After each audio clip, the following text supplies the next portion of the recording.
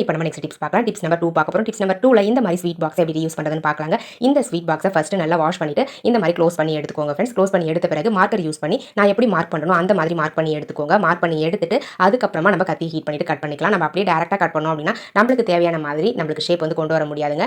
So அதனால நான் first mark பண்ணிக்கிறேன். அதுக்கப்புறம் கட் பண்ணி எடுக்க போறேன். பாருங்க நான் மார்க் பண்ணி முடிச்சிட்டேன். இப்போ நம்ம கத்தி நல்லா ஹீட் பண்ணிட்டு எப்படி மார்க் பண்ணமோ அதே மாதிரி கட் பண்ணி எடுத்துக்கலாங்க.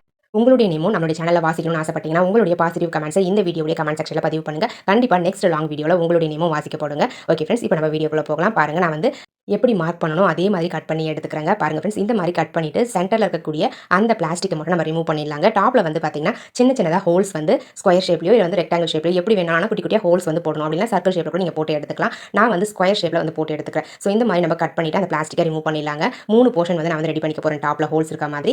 பாருங்க ஃப்ரெண்ட்ஸ், நான் ஃபுல்லாக கட் பண்ணி முடிச்சிட்டேன். அவ்வளோதாங்க. இப்போ நம்ம ஹேங் பண்ணுறதுக்கு மட்டும் ஒரே ஒரு ஹோல்ஸ் வந்து போட்டு எடுக்க போகிறோம். அந்த ஹோல்ஸ் எங்கே போடணும் அப்படின்னு பார்த்தீங்கன்னா மூடி கழலாத மாதிரி ஹோல்ஸ் வந்து நீங்கள் போட்டு எடுத்துக்கணும். பாருங்கள் இந்த மாதிரி சென்டரில் நான் எப்படி ஹோல்ஸ் போடணும் அதே மாதிரி ஹோல்ஸ் போட்டு எடுத்தீங்க அப்படின்னா இந்த பாக்ஸ்லேருந்து அந்த மூடி கழண்டு வரவே வராதுங்க. பாருங்கள் ஃப்ரெண்ட்ஸ், 2 சைட்லேயும் வந்து ஹோல்ஸ் போடணும். மூடிலையும் போடணும், அந்த கண்டெய்னர்லேயும் வந்து பார்த்தீங்கன்னா ஒரு ஹோல்ஸ் போடணும். அப்போ தான் வந்து ஹூக்கில் ஹேங் பண்ணும்போது உங்களுக்கு கரெக்டாக இருக்குங்க. பாருங்கள் 2 ஹோல்ஸ்லேயும் நம்ம இன்செர்ட் பண்ணும்போது கரெக்டாக ஹேங் ஆகிடுச்சு. அவ்வளோதாங்க ஃப்ரெண்ட்ஸ், நம்மளுடைய சூப்பரான ஆர்கனைசர் ரெடி ஆயிடுச்சு. டாப்ல ஹோல்ஸ் போட்டோம் இல்லைங்களா, அதில் வந்து பார்த்தீங்கன்னா நீங்கள் இந்த மாதிரி சிசர் நைஃப் எல்லாத்தையுமே வச்சு யூஸ் பண்ணிக்கலாம். சென்டர் போர்ஷன் கட் பண்ணீங்களா, அங்கே வந்து பார்த்தீங்கன்னா இந்த மாதிரி குட்டி குட்டி நெய் பாட்டில்ஸாக இருக்கட்டும் இல்லை குக்கர் விசில்ஸாக இருக்கட்டும் ஸ்டோர் பண்ணி வச்சுக்கலாங்க. அப்படின்னா காஃபி தூள் பேக்கெட்ஸ் மசாலா பேக்கெட்ஸ்லாம் கூட சென்டர் போர்ஷனில் நீங்கள் ஸ்டோர் பண்ணி வச்சுக்கலாம். உங்களுக்கு எப்படி தேவைப்படுதோ அந்த மாதிரி நீங்கள் யூஸ் பண்ணிக்கோங்க ஃப்ரெண்ட்ஸ். மேலே வந்து பார்த்தீங்கன்னா ஸ்பூன்ஸ்லாம் கூட நீங்கள் தேவைப்பட்ட ஆர்கனைஸ் பண்ணிக்கலாம்.